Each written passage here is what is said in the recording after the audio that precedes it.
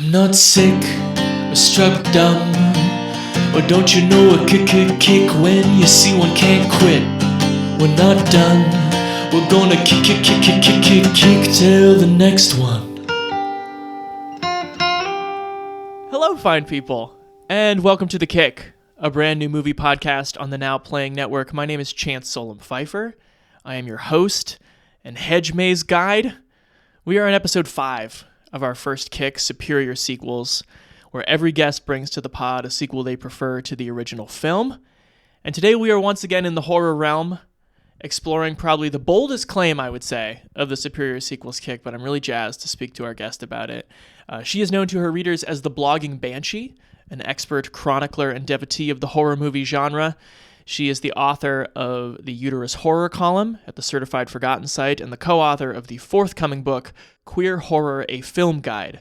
Here to talk about Dr. Sleep, the 2019 sequel to The Shining.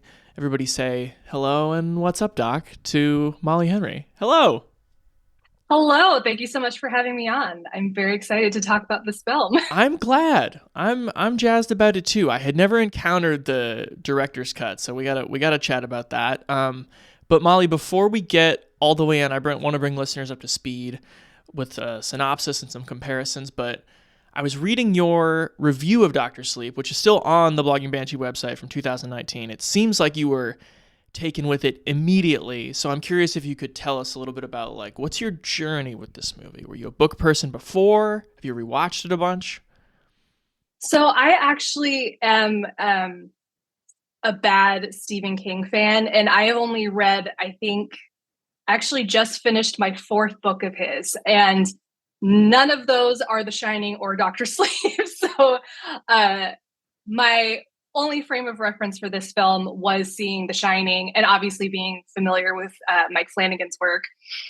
And so I saw this one opening weekend. I was so excited, not only because The Shining is a classic, and again, I love Mike Flanagan, but this one had such an amazing cast, and I was going into it knowing nothing about it because I hadn't read the book, and immediately fell in love with it. I thought a lot of the themes and visuals were so fantastic. But that time in theaters was actually the only time I watched the theatrical version. Because as soon as it was available to watch at home, I watched the director's cut and immediately fell in love with that one even more. Yeah. So since then, that's the only version I've watched. And I would say I rewatch it at least once a year since it's come out, if not more. Most recently, I actually just watched it when I was back home visiting my parents for the holidays. I usually try to force them to watch one horror movie every time I'm with them. And I'm happy to report they absolutely loved it. They also agree with me that this is a superior sequel. So wow, I just wanted to throw that out there. We'll have to bring in some special guests at the last minute here. Yeah, I suppose it has, I don't know your parents' taste in film, but it is high-toned and prestige-y enough that I feel like a parent of a certain age could be like, this is also an interesting drama, and get into it. Yeah, because it's not horror the way a lot of people think of horror. Because I feel like a lot of people that aren't into the genre think of it just as either jump scares or gore, things like that. Right. And this maybe has a little bit of that, but it's much more about the world building and the mythology and the characters. It's a much more human story. So I think it's something that can appeal to a wider audience. Totally. All right. I'm going to roll out the IMDb synopsis here, which I think this one is actually pretty good. IMDb synopses can be real spotty, but yes, very true. Years following the events of The Shining, 1980, a now adult Dan Torrance must protect a young girl with similar powers from a cult known as the True Knot, who prey on children with powers to remain immortal.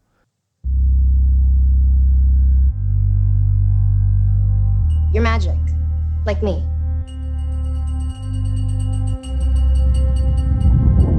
I need you to listen to me. The world's a hungry place. A dark place. Hi there. I only met 2 or 3 people like us. They died. When I was a kid, I bumped into these things.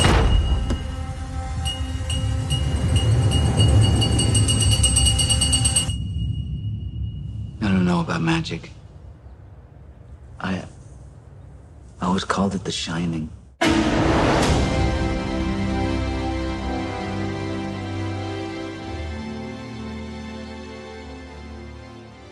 What does Dr. Sleep repeat from The Shining?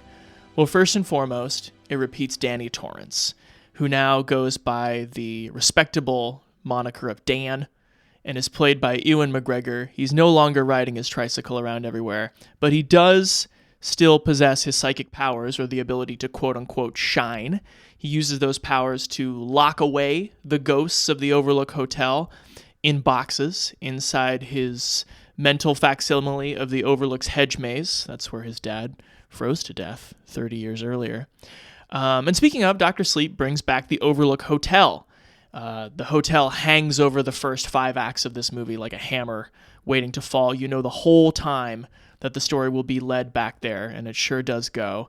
The Overlook here is dutifully recreated by director Mike Flanagan and company, using the same blueprints that Kubrick used at Elstree Studios decades before.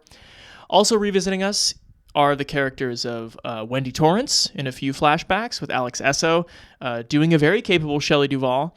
And we get Dick Halloran visiting Danny as a spirit, explaining what it means to shine as an adult and what it meant back then. Here we have Carl Lumbly doing an incredible Scatman Carruthers. The first time I saw that, I was like, is that Scatman Carruthers? I did the exact same thing. I was like, there's no way he's still looking exactly the same this long after. No. Unbelievable. And finally, I would say Dr. Sleep repeats the theme of addiction, in part genetically and thematically passed through Dan's father, Jack, and in part to dull his mind. Dan is working on a pretty debilitating drinking problem when we first meet him as an adult in New England. He takes the bus to Fraser, New Hampshire, and gets sober with the help of a local Good Samaritan called Billy, played by Cliff Curtis, who gets Dan a job at a hospice facility.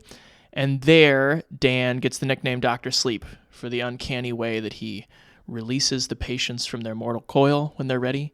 And he also has the help of Azzy the cat, who's great at identifying people who are ready to go.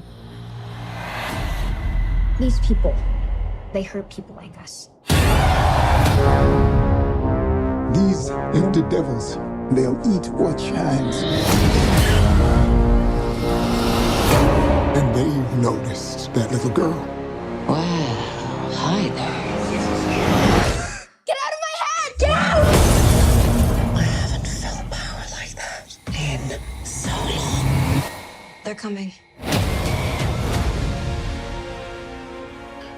So what does Dr. Sleep do differently? Well, so much. If The Shining is one of the all-time cabin fever parables, Dr. Sleep sprawls across the entire country, from Colorado to Florida to New England. In fact, a true knot on the interstate is kind of one of the more prevailing motifs and interesting visual choices of the movie. But yeah, so the true knot roves across the country. They're led by Rose the Hat.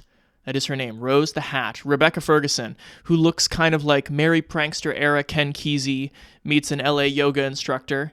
And the True Knot, or Empty Devils, as they're also known by one of the subtitles in the movie. They're more or less a family of centuries-old predators who feed on the steam of special children. And by feed on the steam of special children, I literally mean murder the children and inhale their steam to stay ageless. And this leads us to the last big thing that is new and exciting in Dr. Sleep. There is no child with more steam than Abra Stone, a fellow New Hampshireite. Her powers are not merely telepathic, they are also telekinetic.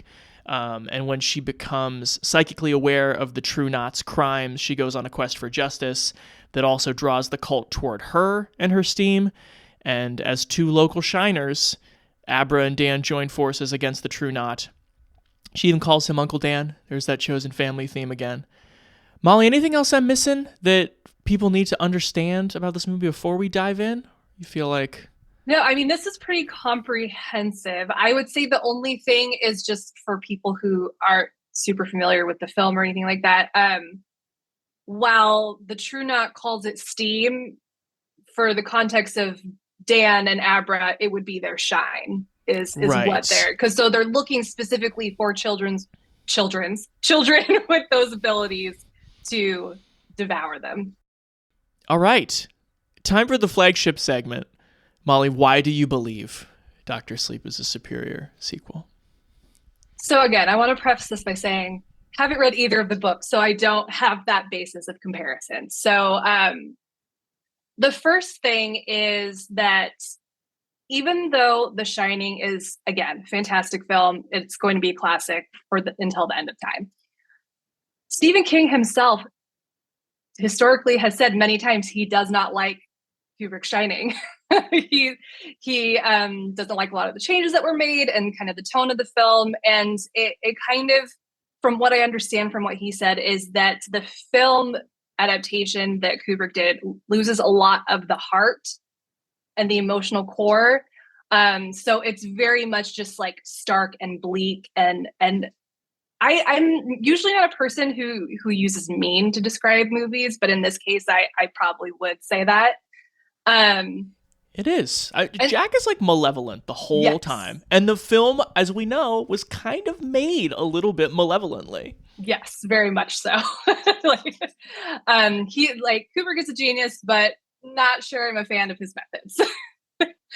And so because it lacks a lot of that, Dr. Sleep, the way that Flanagan did it, really brings a lot of that heart back.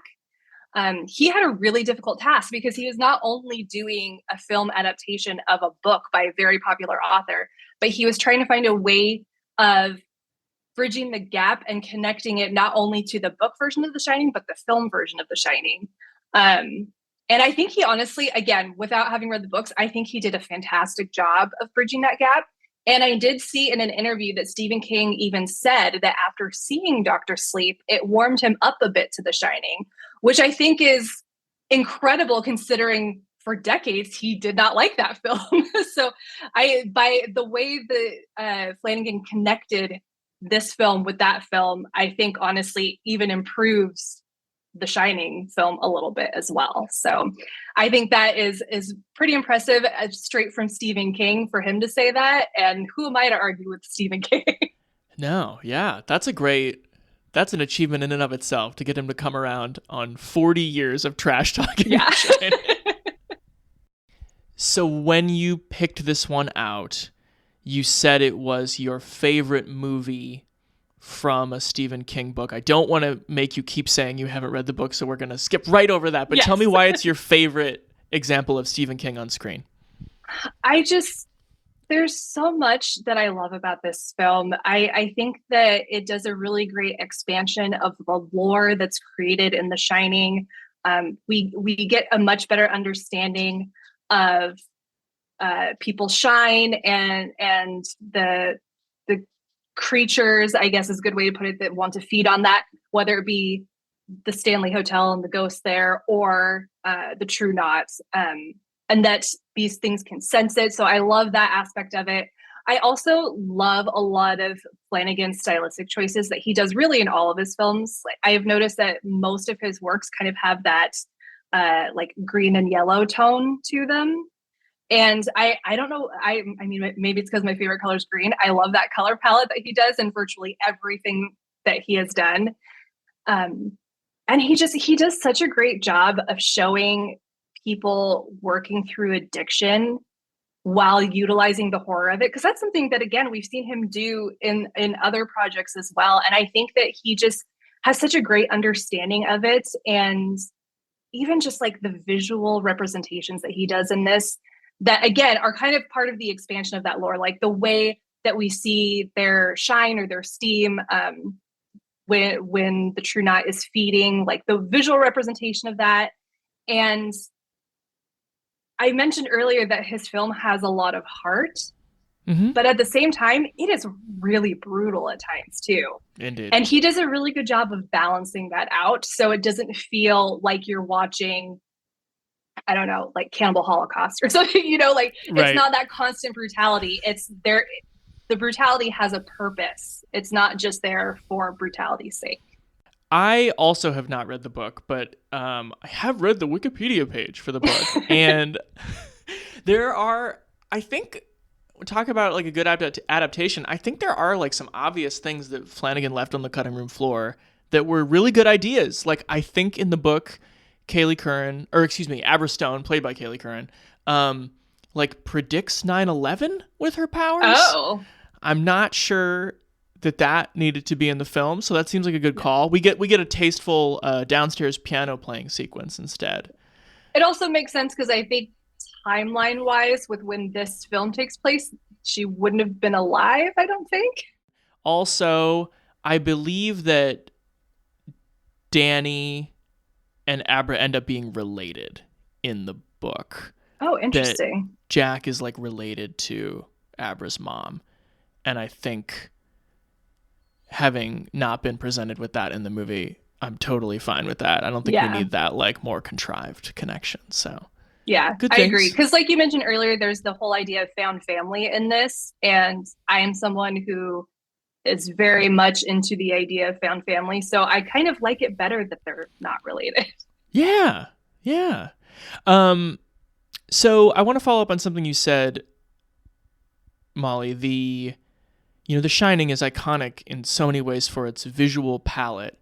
What are your favorite aesthetic choices or moments or visual representations in Dr. Sleep that you think help create its own visual sense? The eyes of the True Knot when they're feeding. I love that. I love that they kind of take on that like silver sheen. So when the light is on them, it's almost like they're wild animals.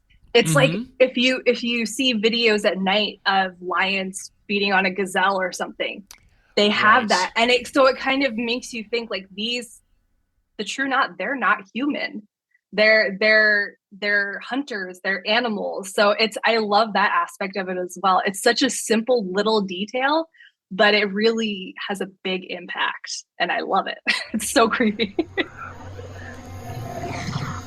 I don't understand. You will. I thought we lived forever. Did someone promise you that, Andy? Did someone say you're immortal? I said live long, eat well. We can live long, very long. And we do, most of us. But we haven't been eating well. Not for a long time. He's going. Let me ask you about Mike Flanagan, since you said you like his work writ large. The authors that he has adapted is really piling up in a pretty impressive way, because you got multiple Kings. You got this in Gerald's Game. You have Shirley Jackson, Henry James, Edgar Allan Poe. What do you think makes him such a good interpreter of great or classical kind of horror writing? I think it's because, with the exception of his King adaptations, because I feel like his King adaptations tend to be a little bit more true to the source material. For example, Gerald's Game is one of the books that I've read by Stephen King, and that adaptation is almost spot on, exactly the same. Yeah, it's pretty impressive. And that's also one that when I read the book, I was shocked, because if I had read the book first, I would not have thought it was one that could be made into a film, because she's literally handcuffed to a bed the entire time. Mm-hmm. But when looking somewhat to the extent of King adaptations, but more so when you look at the other ones, I think what makes Flanagan so great at bringing these to life is that he isn't as focused on getting every single little detail exactly the same. Instead, he focuses on making sure that he captures the feel of what was written. He has like a lot of the same basic beats and notes, but it's a lot more about translating it in a way that captures the essence of the writing and what the author was trying to say, while also making it his own. He's one of the few filmmakers that I've seen that's able to do that. I think the only other film that I can think of that does something similar to that, where it captures the feeling perfectly, even though it's not necessarily a true beat for beat adaptation, would be Annihilation. Mm-hmm. Where, like, again, the story ends up being very different, but the essence of it, the feeling that you get from it, is the same. And I think that it shows that he really has a love and understanding and appreciation of the source material without feeling the need to perfectly recreate it. So let's talk about the director's cut. It's quickly gaining steam in terms No pun of intended. Oh yeah, it was not intended, wasn't there? Just as a, one of those, the more recent ones that gets mentioned in terms of like, no, you got to watch the director's cut. That's where it's at. So what do you view as the critical improvements by adding that extra half hour? I think the main thing is that we get a lot more character development. I am really big on character development in films. If I see a film that has almost no character development, 9 times out of 10, I'm not going to like it. So, love the characters or hate the characters, I want to have a good understanding of them. I want to understand why they're doing these things. And I think that the theatrical version does a great job of that, but we get so many more little details and different understanding. I feel like again, it's been so long since I've seen the theatrical version, so I'm not positive if this was one of the additions, but I think one of the additions was one of the flashback scenes when Danny is a kid living in Florida with his mom, and the mom looks at him, but she can't look him in the eyes because when she looks at him in the eyes, it reminds her of Jack. This is all in the director's cut. You're right. Okay, good. Yep. I thought so, but I wasn't positive. So, and then he goes into the bathroom and uses his shine to change the color of his eyes so that his mom doesn't have to hurt anymore. And not only is that such a beautiful detail, but also without it, that was one of the things that actually bugged me. I was like, that kid and adult Dan have different color eyes. Why? I thought that it was just bad casting. So very good. And it's such like, it not only helps explain that, but also it gives you such a better understanding of this kid that even at such a young age, because of the trauma he went through, he really has all this compassion and understanding and wants to make sure that his mom is happy, especially after everything that she went through. So just details like that, I feel like it helps you to connect with the characters a lot more. And it also kind of adds a bit to the mythos as well. Like, definitely. I never would have known that he could use the shine to change his appearance without that. Right. So just cool. I love details like that. And it just makes me feel so much more absorbed into the story. And there's just a massive payoff at the end where the mom and the son are looking at each other in the eyes that if you don't have the, like, she couldn't look me in the eyes, like, yeah. I don't know, that you're missing 70% of the emotional resonance there. Yeah. That's a great one. I'll toss out a couple because I was just looking at a very, like, obsessive kind of side-by-side thing that I'm very glad exists. Because if you Google, like, what's different in the director's cut, it is just people being like, it makes the characters deeper. It's like, no, tell me 10 seconds at a time what's different, please. There's just also so much Jack and Danny stuff. Like, when Dan gets his, like, 8-year sobriety chip, he gives this great monologue about imagining Jack standing on the same stage and feeling a moment of hope as he held his 5-month chip, a moment of hope that, Jack Torrance in The Shining completely disavows by being like, 5 months off the wagon, worst part of my life. But you just see, like, a son trying to understand his father. Because the drinking and the temper and the anger, those things in me were his, and they were all I could know of him.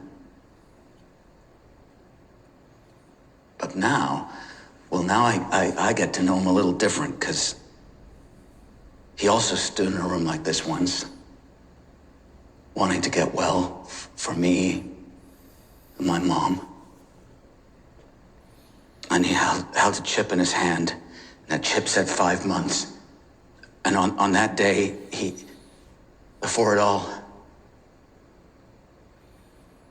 on that day, all he wanted in the world was to stand where I'm standing now. And then when Dan is at the Overlook at the end, meeting, we'll call him the bartender, because he's not actually credited as Jack, but he appears to be Jack Torrance, played by Henry Thomas.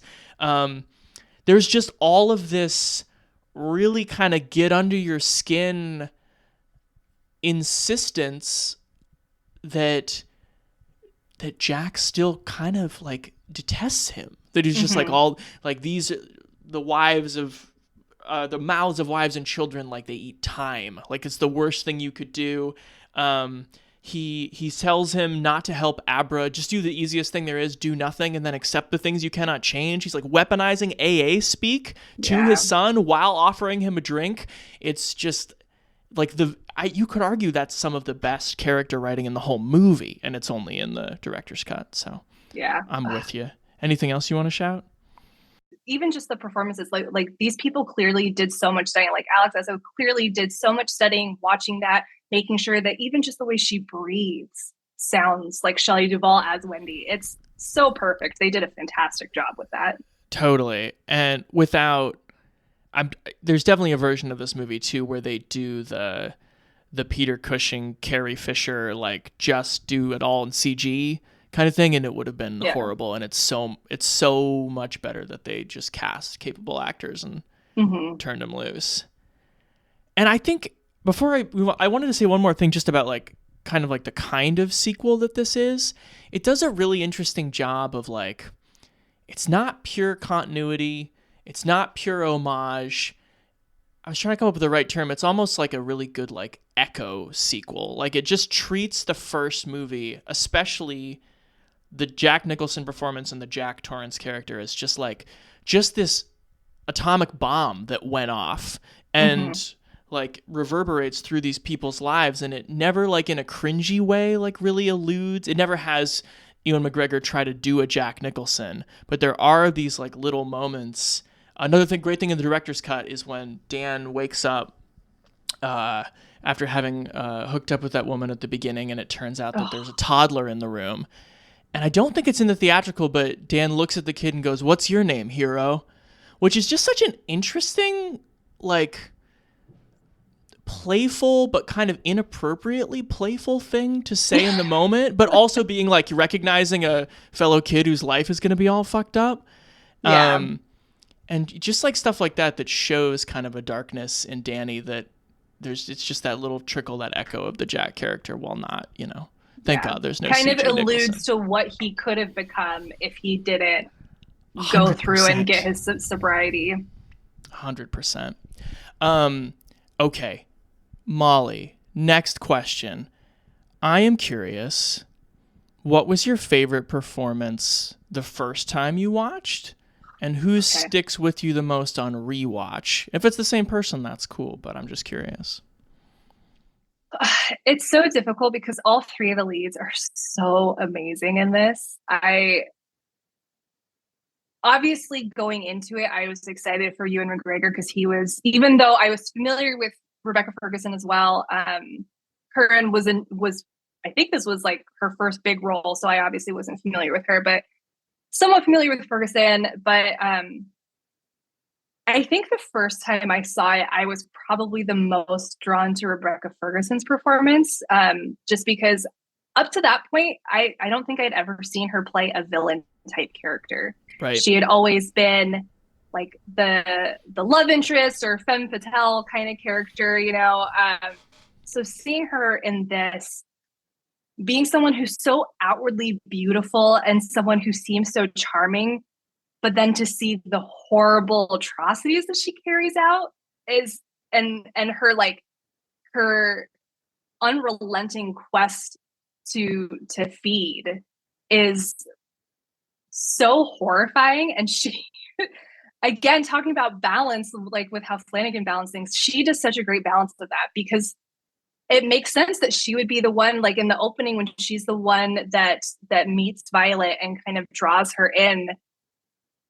If I were a little kid, I would be drawn to her too. Like, she's so beautiful, and like she has a soothing voice, and she has the funny hat, and she's so charming that she's really the wolf in sheep's clothing. And I think that is so amazing. And immediately I was drawn to her. You're wondering why I'm wearing such a funny hat. I always wear this hat. So much, it's a part of my name now. My friends, my very, very best friends, they just call me Rose the Hat. It looks like a magician's hat. It is. It's a magic hat. Do you want to see? Nothing up my sleeves. Nothing in my hat. Don't worry, that's my friend. You're missing the trick. Reach inside. And again, love all three of them, but I think when I saw the director's cut was when I was more drawn to Ewan McGregor's performance. And again, it's because we get a lot more of those scenes that we didn't get and a lot more of that character development and just the way that he conveys that probably realistically in everyone, there is that dark side that if you aren't careful can kind of take over. And seeing him grapple with that and grapple with after he kind of swore off his shine and didn't want to do that anymore and kind of being like, am I going to do the right thing or am I going to keep hiding for fear of the potential of my darkness? So I think that he just is so wonderful in that. And it's such a nuanced, layered performance.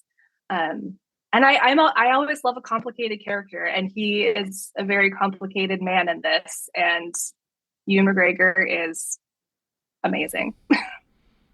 I agree. The other thing I would add to both, just dead on about Rebecca Ferguson. She's also has these very motherly gestures. She's always playing with people's hair while she talks to them, which is very inviting. Yeah. And then one of the Ewan moments that really jumped out to me where he's playing this character who is in a perpetual state of arrested development, like due to his trauma. Like he is this, and to audiences, like he is this little boy.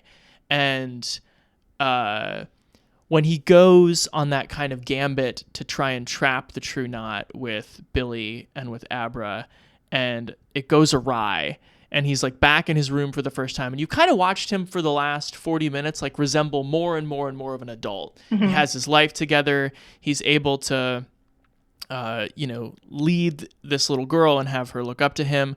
But then he gets back in the room after he's lost them both, and he's just kind of instantly 8 years old again. Like he doesn't have any defense. He doesn't think he can do it. And the first thing he does is like look at the bottle. Yeah. And it's to keep that kind of like child in peril on the surface while mixing it with like an addiction theme is some stellar theme work and acting. Regardless of what happens in the film, even if he had never gone back there, I think that he kind of like how his inner mind is the maze. I think he always was going to be part of the Stanley Hotel. And that was a really good way of showing that was how, like you said, as soon as things go wrong, it's instead of thinking ahead and problem solving and stuff, he immediately reverts back or almost reverts back to his old ways. And I do want to say, because even though she has a somewhat smaller role, like Corinne is absolutely amazing in this also.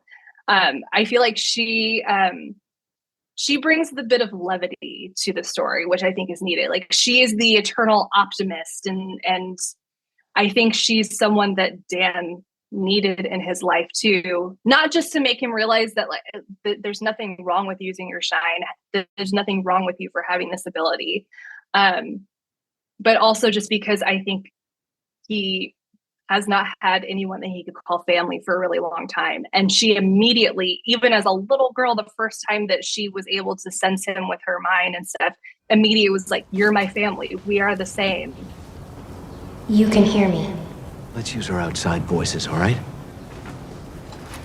You tracked me down? It was easier than I thought. Like GPS, but in my head. Look, I don't mean any offense, but this day and age, a grown man sitting with a teenage girl on a park bench. I'm Aber Stone, and if anyone asks, you're my uncle, Uncle Dan. What's your favorite Shining callback in this movie? You know, I originally had a different answer for this, but now that I'm thinking about it, I think one of my favorite callbacks is actually when Dan and Abra are driving to the Stanley. Because this, I don't know if this is something that you know, for listeners, this might be a fun fact. That footage, the overhead footage of Dan driving at night is actually the same footage from The Shining. For some reason, they weren't able to, I can't remember what the reason was, but they actually weren't able to duplicate that footage. So what they did is they just took those shots, the overhead shots of Jack and Danny and Wendy driving up, and then they just color treated it to look like night. They added the snow, they changed the color of the car, but it's the exact same footage. Like if you watch them side by side, it's the same. Molly, you like me are an Oregonian, yes? Is this true? Yes. Have you been to the Timberline Lodge? Do you have any interest? I have not gone yet. I really want to go. I know like the Overlook Film Festival, I think the first year, I can't remember if it was just the first year, was actually at that hotel before it moved to New Orleans. I really want to go. It's something that I do plan to do at some point. I just haven't yet. Cool. And there's some weird restaurants in there. It's an experience worth having. Oh, really? Yeah. So if The Shining is, as some people have said, actually Kubrick admitting that he faked the moon landing, go down this road with me. How does Dr. Sleep contribute to that conspiracy theory? So I will say, before you invited me onto the show, I had not heard this theory. I will fully admit. So I had to do some Googling ahead of time. Okay. And first, I want to preface this by saying I think that is absolutely insane. And even if it is true, thinking that it would carry over to Dr. Sleep would, like, if there are people who believe that, would be silly because it's not directed by Stanley Kubrick. But if I'm keeping that, the basic idea that I got from what I read is that young Danny in The Shining kind of represents the truth about the moon landing. And he like represents that Stanley Kubrick filmed a fake moon landing, and that's what everyone has seen. And then Jack kind of represents the powers that be trying to beat the truth down and keep it a secret. So if we're going based on that, one way that I could see it continuing is that adult Dan's kind of denial of his abilities and trying to forget what happened could be an extension of that. So it's kind of a denial of the truth. And then Abra sort of represents the freedom and the kind of weight off his shoulders that he could have if he decided to tell the truth. You took this so seriously. I really appreciate you were You went deep inside. You tried to understand a reading on the first film that you wholeheartedly did not agree with. Yes. And extend it. I'm gonna go a little more tinfoil hatty. So right after they get to after they leave the Overlook, Wendy and Dan, they move to Florida near Cape Canaveral. Suspicious? No? That's very true. Thank you. And then Dan's first job in New Hampshire is at this teeny town, this kind of like models of things, which is very clearly like the kind of scale models that one might use in a studio if one were to fake a moon landing. That is a good point, especially because that was a lot of what Kubrick did, like in 2001: Space Odyssey, was like film sets and then later adding the characters that were moving. So you seem almost convinced. No. Have you watched that doc Room 237 about all the I have not. I've read about it, but I haven't seen it yet. It's such an interesting example of people being really, really passionate about a film, but not just not really engaging with the film on its terms in any way, shape, or form. It's almost like experimental film criticism, and it's pretty bonkers. I mean, I could talk a lot about different films that people watch and completely miss the point of it. So. Sure. Last one is more of a life advice question, Molly. I would love to start referring to special people in my life as having big steam, but I'm worried that then they'll leave me. What do you recommend I do? I think something that would help with that is if you just preface that you don't want to take their steam. You think that they're awesome and they have big steam, but they can keep their steam. You don't need their steam. You have your own No. steam. No, I'm gonna live a long time all by myself. That's actually really practical advice. Thank you. Okay. Let's move on to a quick segment I am calling The Empty Devil's Advocate.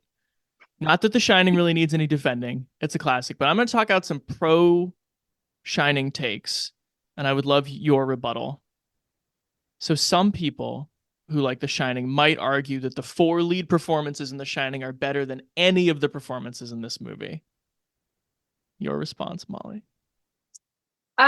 Well, again, always have to say that The Shining is amazing and those performances are amazing.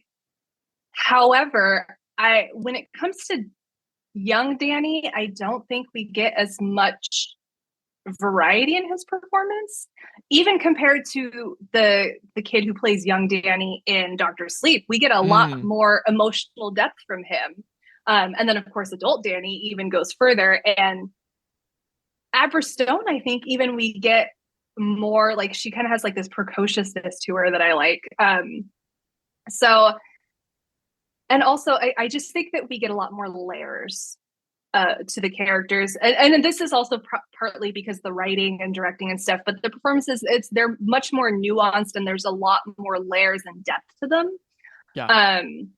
And also just the fact that, I mean, Kubrick literally tortured Shelley Duvall to get the performance that we know and love from her. So I think that I mean, because I think I grew up watching oh crap, now I'm not going to remember what it's called, but the show that Shelley Duvall did back in the day that was like the fairy tale one, where every episode she would start, "Hi, I'm Shelley Duvall." I'm blanking what it's called, but so I grew up watching her, that she's a fantastic actress, but she probably could have pulled off that same performance almost, but he felt the need to emotionally torture her throughout the whole thing. Fair. Is this fairy tale theater you're thinking of? Yes, thank you. I could not think of it. I don't know if I know it, but she was the host, huh? Yes, and she starred in every episode too. The one I remember the most is the Rumpelstiltskin one. Hello, I'm Shelley Duvall. Welcome to Fairy Tale Theater. For centuries, storytellers have spun their tales of magic and enchantment for the young at heart. Some are funny, some are romantic, some are scary, and some, well, have a little bit of everything in them. Okay, one more. What would you say if I told you that the Overlook, while dutifully recreated in this movie, just simply does not look as good as it did in The Shining? I mean, I personally think it does, but also it's supposed to have been closed down for like decades. So would you want it to look as good? I guess I don't mean the hotel itself is not in as good of shape. The lighting it's like there's almost like a little more glisten on it, like a little more polish. I think that's something that is kind of a stylistic thing that, again, is kind of part of Flanagan, is that a lot of his films look like they're sets more so than real places, which I don't think is necessarily a bad thing, because it's still like they did such a great job recreating like that main hall where the staircase is, where Jack's desk was, where he did his writing. Like, that looks exactly the same to me. And I mean, aside from the lighting and aside from it looking older and dingier, and even just the little details that we see when they're walking through the hotel at the climax, they really didn't leave anything out. Like, every single little detail that we know from The Shining was included in this. We have the red rum. We have the axe hole in the door is exactly the same. So I think it looks great. I do think that it has a little bit of a set look to it, but I also think that was a stylistic choice made by Flanagan, because, again, like if you watch Haunting of Hill House, it kind of has a similar look to it. And I think it speaks to the artistry, not just of his personal style, but also of the production designers and the set builders.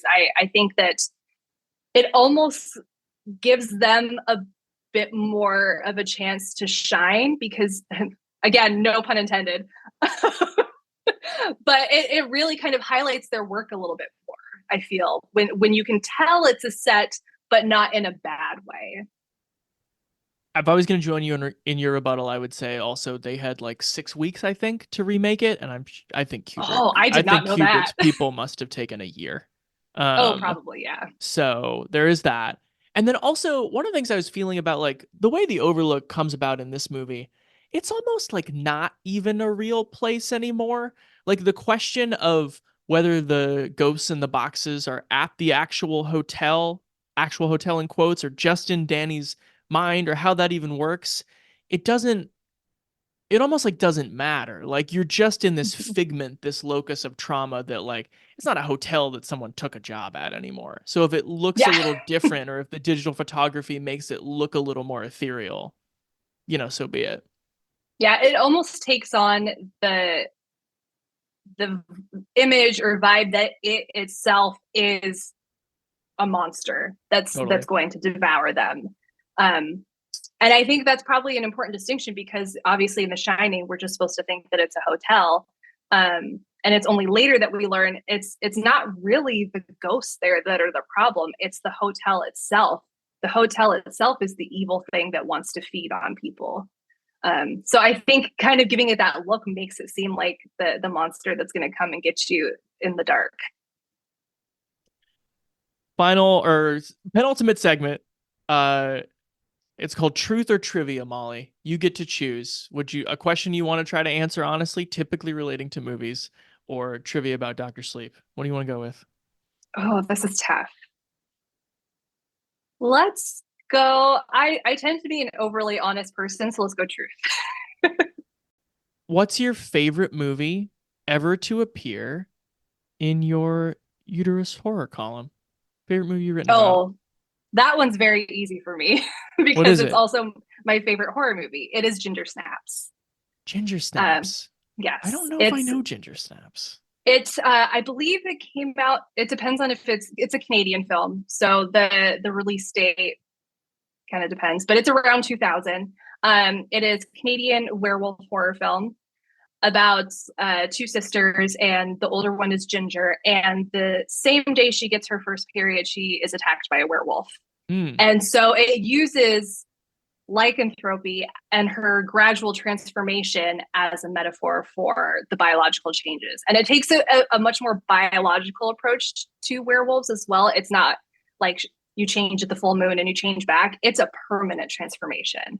And it's such a great story, and the dynamics between the two sisters, and they're like the weird goth outcast kids and stuff, which I relate to. It's just the way that it's honestly, that and Carrie are the two films that made me start the column. And there are actually 3 Ginger Snaps movies too, and I love all 3 of them, and I've written about all 3 of them, but the first one is still my favorite. I'm going to force you to do one trivia question that I found interesting. Perfect. Okay. Rose the Hat's hat. Okay. What is it made of? That's a good question, because my initial reaction would just be like, it's a normal hat. Like what do they make top hats out of? Like silk or something? So you're in the ballpark. I am asking like, what is the answer is not like children's souls. It's what is the top hat made out of? Well, but you also have to think, like, if she's been around for as long as she's been around, and her name has always been Rose the Hat, it has to be something sturdy enough to have lasted centuries potentially. You're getting there. Yeah, it's centuries old. It's a fabric that would have been in fashion 200 to 250 years ago. It was actually an Oregon export in the early Americas. Interesting. I mean, the only things that I can think of is if not silk, like maybe like a taffeta or something. Great guess. I'm not great with fabrics. It's a beaver pelt. It is not. That's the fabric. Yes, this is what the costume designer said in a Blu-ray special feature that I watched. Oh. They're like, we had to find a beaver pelt hat because it would be 300 years old. Yeah, I guess that makes sense. That would last longer. Yeah. Too. I would it would last a hell of a lot longer than silk or anything. Wow. And that makes sense. That seems like something she would do too. I'm going to wear a beaver on my head.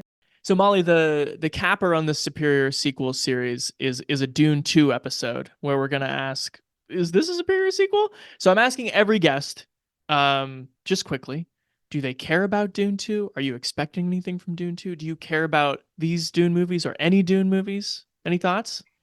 Yes. So I am very excited for Dune 2. I'm a weird Dune fan.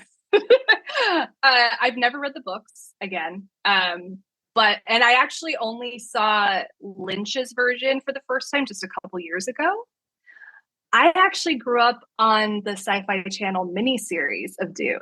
Oh. That's what I watched. So that's what I'm familiar with. Do we know anyone in that? Are there any actors we know? Yes, like I think William Hurt was in it. There were other big name actors that I'm blanking on, and they even did a few years later. They did a sequel miniseries that was Children of Dune, that starred James McAvoy.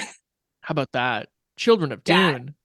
I actually just recently bought the Dune miniseries on DVD because I want to rewatch it because I haven't seen they used to play it on TV all the time, but obviously I haven't seen it in 15 plus years. And so like that's the version I grew up on, which is it's the made for TV version, so it's a little different. Sure. But I actually really liked the first Dune that we got for this new iteration. Again, like I don't know how accurate it is or anything, but I thought the casting was really great across the board. I thought the performances were great. The costume design especially is absolutely gorgeous in that. And again, Rebecca Ferguson. I love Rebecca Ferguson. That's right. Yep.